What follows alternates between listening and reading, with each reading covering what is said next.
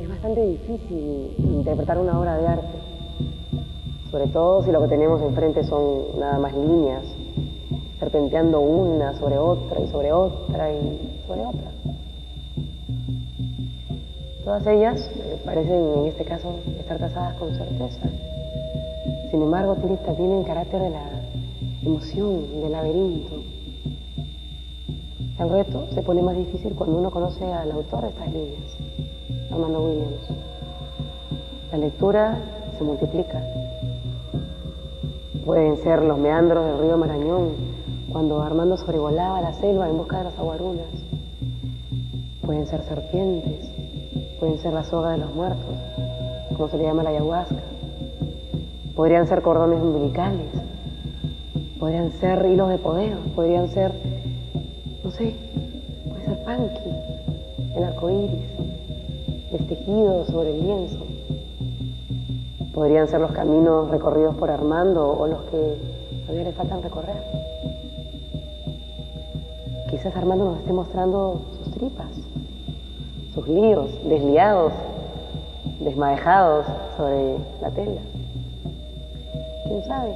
Quizás es todo lo anterior junto.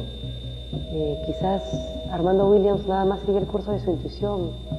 Y quizás, como él mismo dice, la introspección reemplaza las ideas utópicas. Y él se vuelve el único motivo, el único refugio ante una sociedad en aparente bancarrota, ante un entorno que lo comprime. Mejor dejemos que sea él el que nos responda sobre todas estas preguntas. Bienvenidos a Talleres.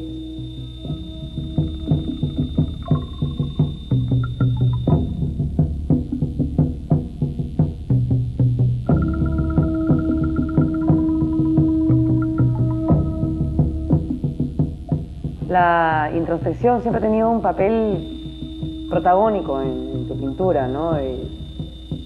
Desde que llegaste de Nueva York, no sé si de antes, pero de una forma mucho más evidente, con estas manchas al principio, cuando llegaste a los 97, cuando llegaste a Nueva York. Hay muchas formas de realizar viajes, y viajes hacia uno mismo. Lo puedes hacer de una forma física, como el hecho de irte a la selva, o simplemente introspectivamente, ¿no? Para lo cual no necesitas viajar tan lejos. O quizás más lejos todavía. O quizás más lejos, ¿no? Incluso con el William de Huayco, porque justamente de eso estamos hablando, ¿no? De la introspección, de ser parte de una colectividad. Pasa a hablar de introspección, reemplazando ideas utópicas, justamente, pasa a hablar de individualismo, de yo reemplazando el resto, de yo reemplazando el grupo colectivo, ¿no? La creación colectiva, quizás, no sé, pero es un Williams muy distinto al otro. Sí, lo que pasa es que hay momentos, ¿no? Y Huayco tuvo su momento y llegó hasta donde tenía que llegar, ¿no? Las cosas a veces tampoco no puedes mantenerlas vivas con respirador, porque si no pierden la energía, se vuelven como vegetales, ¿no? O sea, sí. No puedes se vuelven simplemente forma, no sustancia, ¿no? Entonces cada uno tenía que seguir, ¿no? Adelante, claro. Pierde en eficacia también. Claro, claro, exacto. ¿Y tu camino fue a Nueva York? Bueno, mi camino fue a Nueva York por eso mismo, ¿no? Porque sentía que la situación aquí ya perdía, no sé, como que no sentía techo, como que ya había llegado a un techo, y sentía que tenía que probar nuevos rumbos, ¿no? Si te pones a pensar en la imagen del Huayco, se te viene la idea, la cuestión que no tiene, que se desborda, ¿no? Que no tiene fronteras, y que sino que las arrasa y pasa. Es una forma de desreprimirte, ¿no? sea,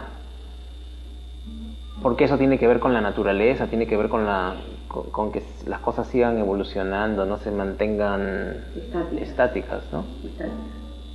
Ya que estamos entrando en el tema, Huayco perseguía ese tipo de ideas, ¿no?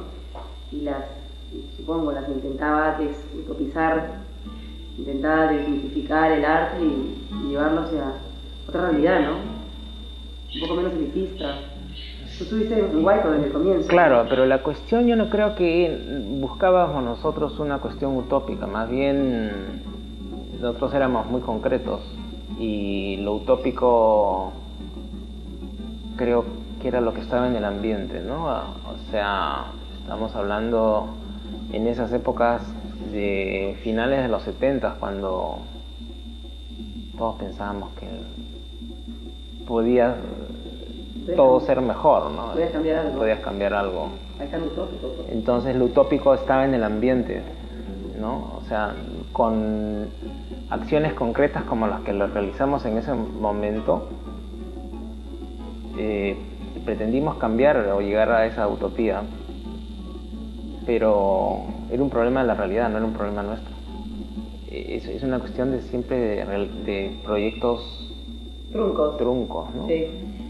Hicieron uno, tú interveniste en ese, que es el de Sarita Colonia, con las latas de leche y gloria, ¿no? Cuéntame un poco, quiero que se recuerde ese momento, porque es bien interesante lo que hicieron ahí. Bueno, lo interesante del grupo es que realizábamos trabajos colectivos, y lo que nos interesaba en ese momento era trabajar con símbolos populares, ¿no? Y con todo. Por eso que escogimos a Sarita Colonia.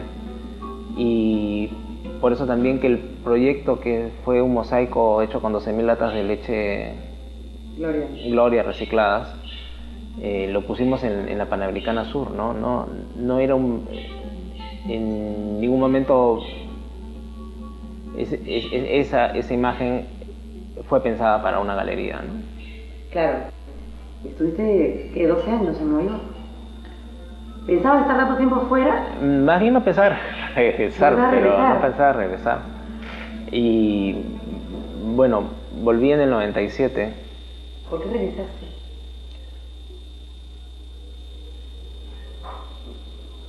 ¿Sabes? Bueno, dije, ¿por qué no, no? Yeah. Y también siempre tienes esas preguntas, ¿no? De que dices, bueno, probemos, ¿no? Yo me acuerdo cuando recién llegué a Nueva York y había gente que veía el trabajo que estaba haciendo, apenas había llegado allá, me decía de que ¿por qué era mi pintura tan oscura, no? Y yo creo que eso también tiene que ver con el medio geográfico, ¿no? Con una Lima tan gris y tan con tan poco contraste, ¿no? Sí. A diferencia de, no sé, de estar en el norte, en un sitio como en donde hay sol y contrastes de las estaciones y tienes una respuesta distinta, ¿no? Donde hay cielo, por último. Claro, y eso lo sientes volviendo aquí, no en Lima, sino saliendo fuera, ¿no? Esta es una ciudad sin cielo, básicamente. Sí, es una ciudad sin un montón de cosas. Sin huaicos. Y si nos ponemos a interpretar también lo que haces en tu pintura y lo que ocurre con esta línea, también pasa eso, ¿no? Es un huaico cada línea. Viene y arrasa y pasa encima de otra. Sí, lo que pasa es que últimamente yo les estoy poniendo un cierto cauce, ¿no? O sea, estoy haciendo como ciertas barreras, ¿no? Y en lo anterior no estabas encauzando y tampoco eran líneas que se superponían, sino que se mezclaban. Claro. Acá no, acá dejas que seque una y encima viene la otra. Sí, en lo anterior había otra especie de dinámica, ¿no? Había la dinámica esta de realizar un diseño muy estructurado y después disolverlo, ¿no? Entonces había esa cuestión media azarosa. Sí, pero también la cuestión de negar, ¿no? Encubrir. De disolver, de difuminar, ¿no? Disolver.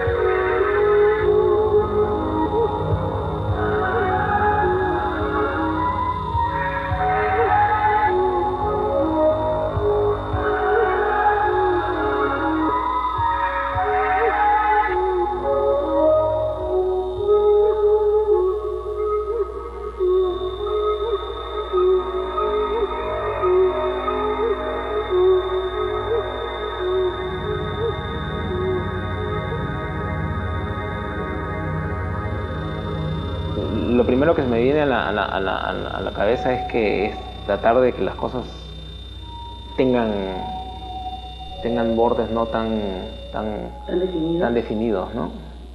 Y que tengan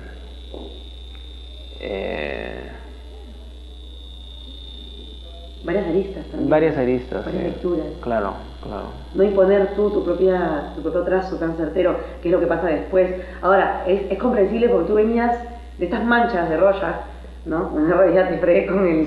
Claro. Pero esas manchas, ¿no? que parecen justamente las manchas de Roya, donde se usaba mucho el disolvente, donde usabas el disolvente y donde permitías que el material se explayase, ¿no? Solito, ¿no? Y que justamente el disolvente actuase de una forma bien azarosa, ¿no? Bien casual. Entonces hay un proceso lógico, pues, congruente, ¿no? Coherente, porque de eso pasas justamente a esta línea que también se le permite disolverse y explayarse, y después ya tú comienzas a controlar ese trazo de la línea, ¿no? El trazo certero, y comienzas por encima de ese desorden, de ese caos, comienzas a tu trazar, como tú dices, caligráficamente la línea. La línea sigue teniendo un papel importante, pero a diferencia de las anteriores muestras, la línea evolucionaba a tener un rol como de personaje, ¿no? La línea antes era como una especie de caligrafía, ¿no? Era como una especie de ecografía o de electrocardiograma, ¿no? Que traducía una cosa un poco más expresionista, ¿no? Ahora la línea tiene una cuestión que ya se ha separado de esa cuestión expresionista y deviene en personaje, en símbolo, ¿no? En la última serie de trabajos, la línea toma el papel de río o de serpiente, ¿no? O sea,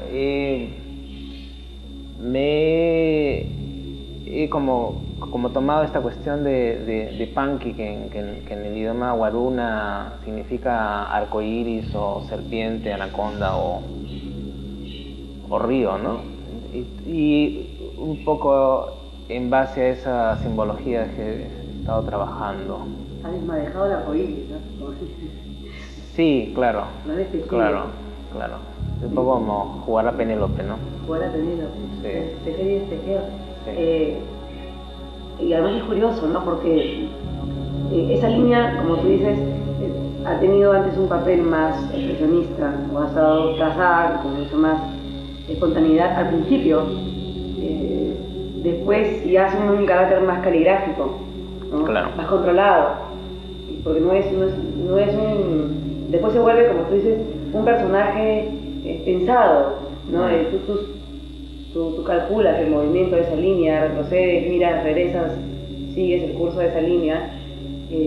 Pero ahora lo curioso es que está, no solamente ahora tiene un papel de personaje, sino en lo último, que después de las muestras que estás presentando, que acabas de presentar, como la de Panqui, ya se ensancha y tiene carácter, tiene otro carácter.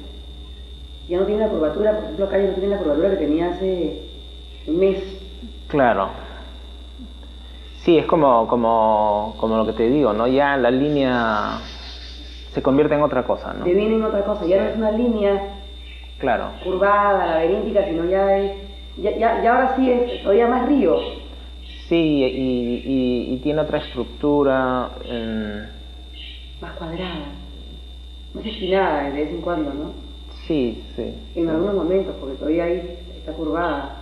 Y en tu caso hay una superposición en la pintura. En un cuadro hay muchos momentos, hay muchas capas, una encima de otra. Pero es como ir creando la historia del cuadro, ¿no?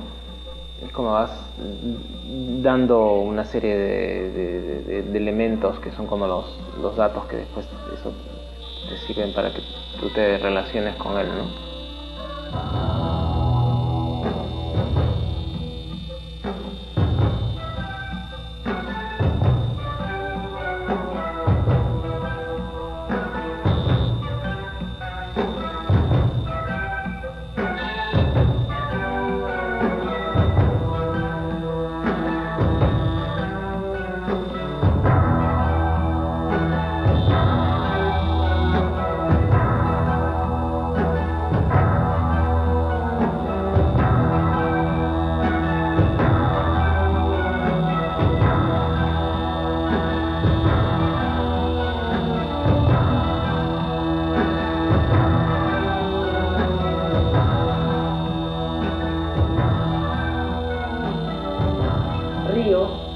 Serpiente, arcoíris, soga de los muertos, que es lo que significa ayahuasca. Después vamos a hablar de la selva, pero básicamente también tuviste una experiencia para allá de ese tipo. Cordón umbilical, ovillos desmadejados, tripas tuyas también, porque son tus tripas a la hora de la hora, ¿no? Están ahí, de alguna forma estás retratado tú, obviamente, es lo que genera esos trazos. Todo se junta. Sí, es que al final todo se llega a unir en las cuestiones más elementales, ¿no? Y esta misma estructura se repite yendo a lo más amplio del universo, yendo a lo más pequeño, a lo microscópico. En fin, lo orgánico es como una estructura que siempre es la que te da como el patrón a todo, ¿no? Y hay otra cosa bien interesante en lo tuyo, después de la selva, que es el mantener la tela libre, claro, de pintura, y sobre ese lino esta línea nada más verde, y debe pasar de este colorido, de esta explosión de color, algo totalmente simple, es como un haiku, ¿no? Sí, ese cuadro se llama Gente del Agua. Y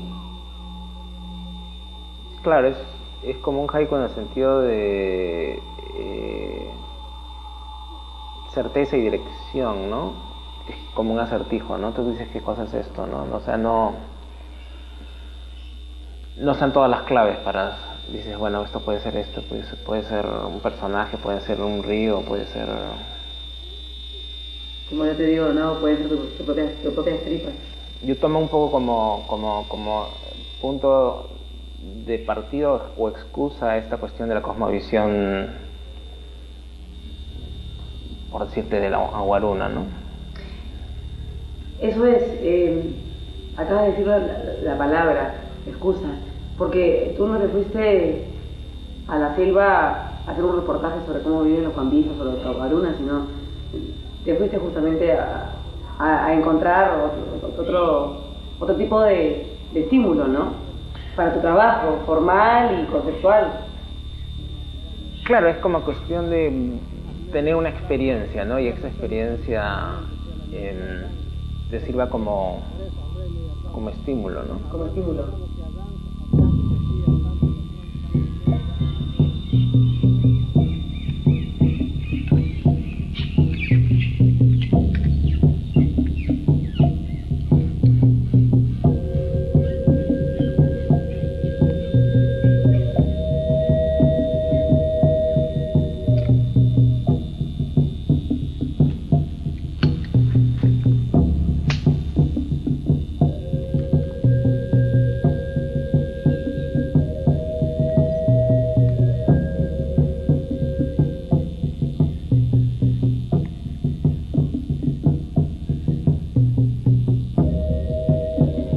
caso de este no es el taller de Armando Williams, sino la Galería Arco en San Isidro.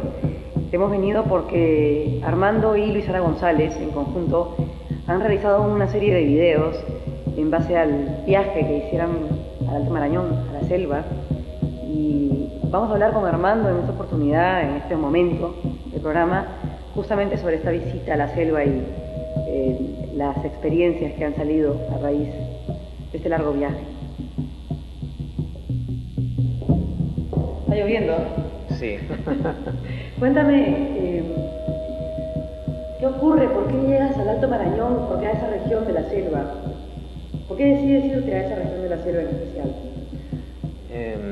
Bueno, tiene que ver con cuestiones anecdóticas que el año pasado me casé en esta zona, ¿no? Y a raíz de ese viaje me quedé con muchas imágenes en la cabeza. Y bueno, comencé a transportarlas a la pintura, ¿no? Ese grupo de pinturas es lo que deviene la exposición Los acertijos de Panqui. Paralelamente nos propusieron la Galería Arco hacer una bipersonal con Luisana González y propusimos la idea de hacer algo en torno a la selva también. Lo curioso es que han narrado en este video desde un punto de vista absolutamente subjetivo, porque es el ojo el que está mirando, nunca están delante de cámaras, sino siempre están detrás, siendo testigos oculares de los hechos que se muestran, ¿no? Sí, lo que queríamos es que más que una cuestión documental fuese nuestro ojo a través de la cámara, ¿no? Una cuestión más sensorial. Sí, sí. ¿No? ¿Tuviste una experiencia con ayahuasca? Bueno, lo que pasa es que me interesaba conocer esta cultura y para ellos el ayahuasca es una forma de conocimiento, ¿no? ¿Qué viste? Porque hay gente que dice ver serpientes, demonios, diferentes clases de animales, bestias o a veces hasta monstruos, pero yo quiero saber qué viste tú en el ayahuasca, cuando tuviste esta experiencia, cuando te dejaron solo en el monte. Bueno, lo extraño fue de que como ser visual que soy, no tuve lo que se podían llamar alucinaciones, sino lo que yo experimenté fueron más que nada a nivel sensorial, ¿no? A nivel sensorial no visual, ¿no? Sino táctil o sentidos del espacio que eran bien extraños, ¿no? Y bien extraños porque atraviesas cuestiones que son inconscientes, ¿no? O sea, de repente son cuestiones mucho más primigenias, que por el hecho de ser nosotros seres ya con toda una carga cultural vamos neutralizando, cancelando eso, ¿no? Sí. O reprimiendo. Todo se une al final, ¿no? Pablo Maringo también tiene una serie de pinturas que nacen de la ayahuasca, y también hay serpientes, pero lo curioso es que la ayahuasca significa, como tú dices, la soga de los muertos, y todo comienza a unir, y el río serpentea por la selva, y ese cordón umbilical, y la gente del agua, como se llama su muestra, y como el aguaruna significa gente del agua. Gente del agua, sí. Y como te decía una vez, la gente del agua somos todos, porque todos venimos del agua. Claro. Todos estamos en un saco de líquido, ¿no? Antes de venir a este mundo. Sí, todo se une. Y además todo se une y además el ser humano siempre es el mismo, ¿no?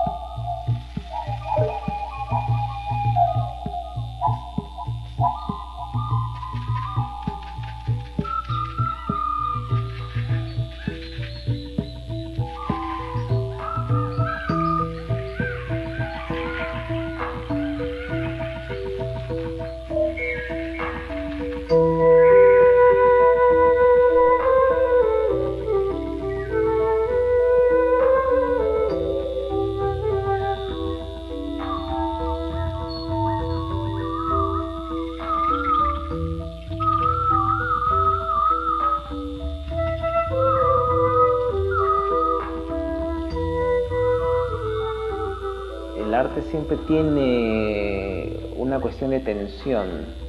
El arte siempre tiene una cuestión que te incomoda, que te saca de casilla, que te hace una pregunta, ¿no? Que te dices, ¿por qué esto? Y esto es, creo que siempre así, porque si no sería una cuestión placentera, decorativa, amorfa, aburrida. Correcto. Ni siquiera eso, sino evasivamente correcta, ¿no? Ese durante es la cuestión más importante, ¿no? Porque es donde estás tú con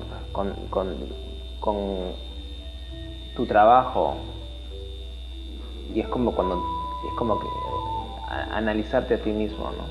Y obviamente la culminación, el final del cuadro puede ser muy satisfactorio, pero también seguramente sentirás cierta nostalgia y tristeza porque acabó la fiesta y hay que comenzar otra, ¿no? A mí lo que me pasa es que a veces yo regreso a ciertas obras cuando siento que no hay ese diálogo, ¿no? De que hay una cuestión que está todavía por resolverse. Richter, uno de los pintores alemanes más influyentes de la posguerra, escribió en alguna oportunidad y con mucha lucidez que el arte se trata básicamente de agonía, de desesperanza, de desilusión, pero que nosotros siempre nos estamos fijando en la apreciación estética, en la forma, y no nos damos cuenta de que el contenido ya es la forma. Armando Williams señala algo parecido. Él dice que él nos trae formas, sino conceptos, contenidos. Y obviamente dentro de un contenido hay desaciertos, emociones, desconciertos, vivencias, recuerdos, alegrías. Al final hay que seguir siempre el curso de nuestras propias líneas, aunque parezcamos estar en un laberinto. Nos vemos en el próximo taller.